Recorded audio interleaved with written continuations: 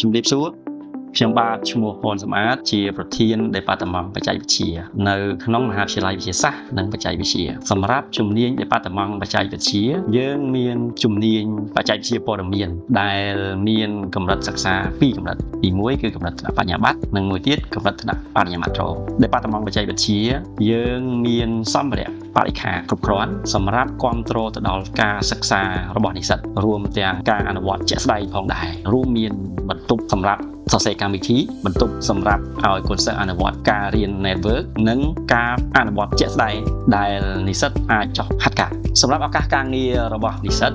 អាចក្លាយទៅជាអ្នក develop web application មួយទៀតនិស្សិតអាចក្លាយទៅជាអ្នកគ្រប់គ្រងប្រព័ន្ធបណ្ដាញ network និងផ្នែកដែលសំខាន់មួយទៀតគឺ mobile applicationមុខវិជ្ជា Computer Repair គឺជាមុខវិជ្ជាមួយដែលសំខាន់នៅក្នុងជំនាញបច្ចេកវិទ្យាព័ត៌មាននៅក្នុងមុខវិជ្ជានេះបងប្អូននឹងអាចអនុវត្តបន្តតាក់ទងជាមួយនឹង Computer Hardware ក៏ដូចជា Computer Software តែនៅក្នុងទៀតសោតបងប្អូននឹងអាចអនុវត្តនៅក្នុងសាល Computer ក៏ដូចជាបន្ទប់ពិសោធន៍នេះខ្ញុំឈ្មោះចម្រើនរតនខញ្ញាគឺជានិស្សិតជំនាញបច្ចេកវិទ្យាព័ត៌មាននៃសាកលវិទ្យាល័យជាតិបាត់ដំបងខ្ញុំចូលរៀននៅសាកលវិទ្យាល័យជាតិបាត់ដំបងពីព្រោះសាកលវិទ្យាល័យជាតិបាត់ដំបងមានជំនាញមានឧបករណ៍គ្រប់គ្រាន់និងបានរៀនជាមួយនឹងលោកគ្រូអ្នកគ្រូដែលមានជំនាញច្បាស់លាស់ខ្ញុំចូលរៀននៅជំនាញបច្ចេកវិទ្យាព័ត៌មានពីព្រោះតែនៅក្នុងសង្គមយើងបច្ចុប្បន្នយើងត្រូវការបច្ចេកវិទ្យាខ្ពស់និងថ្មីដូច្នេះបច្ចេកវិទ្យាព័ត៌មានអាចធ្វើឲ្យខ្ញុំបានសិក្សាស្វែងយល់និងមានជីវភាពកាន់តែខ្ពស់នៅពេលអនាគតនិងបានជួយដល់សង្គមយើងផងដែរ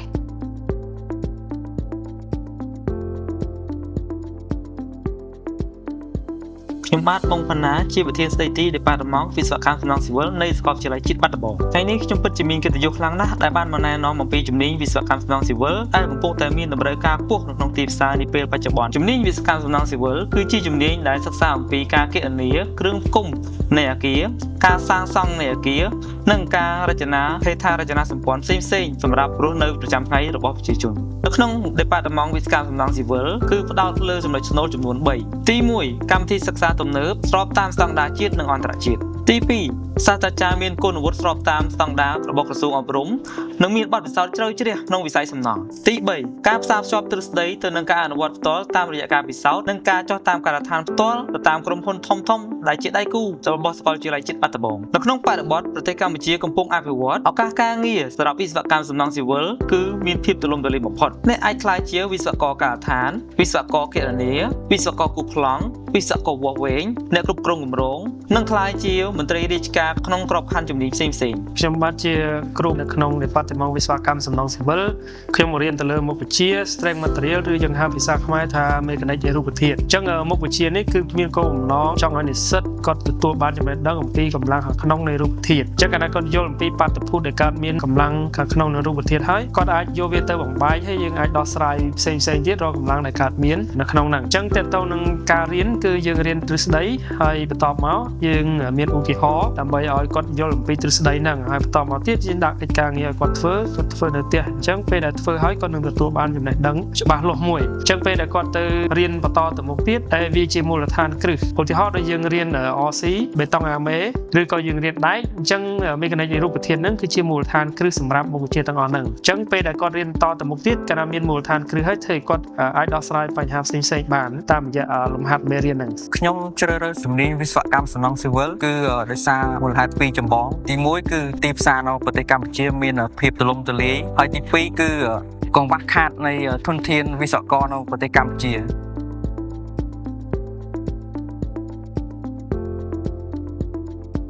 ខ្ញុំបាទឈ្មោះហានសុធារិទ្ធជាប្រធាន Department អគ្គិសនីនៃមហាវិទ្យាល័យវិទ្យាសាស្ត្រនិងបច្ចេកវិទ្យាសាកលវិទ្យាល័យជាតិបាត់ដំបងសម្រាប់ជំនាញអគ្គិសនីអេឡិចត្រូនិកនៅក្នុង Department អគ្គិសនីការសិក្សាមានរយៈពេល4ឆ្នាំដោយចេញពីឆ្នាំសិក្សាមូលដ្ឋាននិងឆ្នាំទី4មានកម្មសិក្សាមួយនៅក្នុងឆមាសទី2ដែលឡែកសម្រាប់ឱកាសការងារក្រោយបញ្ចប់ការសិក្សារយៈពេល4ឆ្នាំនិស្សិតមានសមត្ថភាពក្នុងការធ្វើការងារទាំងក្នុងគ្រឹះស្ថានរដ្ឋនិងឯកជននិងបណ្ដាក្រុមហ៊ុនសហគ្រាសផ្សេងជាវិស្វករផ្នែកខាងតបណ្ដាញការគ្រប់គ្រងបណ្ដាញការគ្រប់គ្រងប្រព័ន្ធអគ្គិសនីការគ្រប់គ្រងតបណ្ដាញប្រព័ន្ធ PLC ប្រព័ន្ធ SCADA និងទំហែទាំបណ្ដាញអគ្គិសនីផ្សេងជាពិសេសគឺនៅក្នុងតំបន់សេដ្ឋកិច្ចពិសេសនៅក្រុងប៉ោយប៉ែត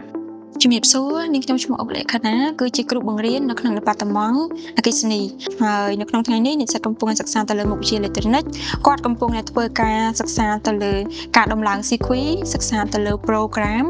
ដើម្បីបញ្ចូលកូដនៅក្នុង Arduino ហើយដើម្បីបញ្ជាទៅលើ system ដែលគាត់កំពុងតែធ្វើការសិក្សា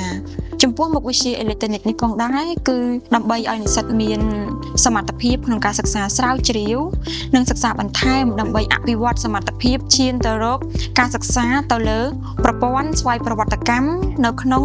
ឆ្នាំជាបន្តបន្ទាប់ ខ្ញុំមានចំណាប់អារម្មណ៍ជាខ្លាំងទៅលើជំនាញអគ្គិសនីអេឡិចត្រូនិកនិងប្រព័ន្ធស្វ័យប្រវត្តិកម្មពីព្រោះអីខ្ញុំមានក្តីស្រឡាញ់តាំងពីក្មេងនិងបានមើលវីដេអូរបស់ជនជាតិបរទេសដែលបង្ហាញអំពីជំនាញនេះម្យ៉ាងទៀតជាឱកាសដែលសាកលវិទ្យាល័យជាបាត់ដំបងបានបើកឲ្យនិស្សិតសិក្សាទៅលើជំនាញនេះហើយជាសំណាងផងដែរខ្ញុំបានសិក្សាជំនាញនេះបានដោយបំណង ចំពោះចំណេញនេះយើងអត់ប្រកាន់វ័យភេទទេមិនថាប្រុសមិនថាស្រីសូម្បីព្រះសង្ឃក៏អាចរៀនបានដែរ ដោយក្នុងការសិក្សាក្នុងជំនាញអេឡិចត្រូនិកនេះយើងបានសិក្សាទៅលើការពិសោធន៍មួយដែលតាក់ទងទៅនឹង Automatic Smart Car Battery System ទៀតសោតយើងសិក្សាទៅលើ Automatic Smart Car ហ្នឹងយើងមាន component តូចៗសម្រាប់ការពិសោធន៍ដូចជា Arduino breadboard និង resistor ហើយនឹងមាន component មួយចំនួនទៀតសម្រាប់ប្រើប្រាស់ក្នុងការពិសោធន៍នឹងដែរ ក្រោយពីយើងបានសិក្សាអំពីឧបករណ៍ផ្សេងៗហើយនៅពេលដែលយើងស្គាល់ឧបករណ៍រួចយើងនឹងបញ្ចូលកូដទៅក្នុង Arduino បន្ទាប់ពីសរសេរកូដទៅលើកម្មវិធី Arduino រួចមកយើងនឹងមានការ verify កូដថា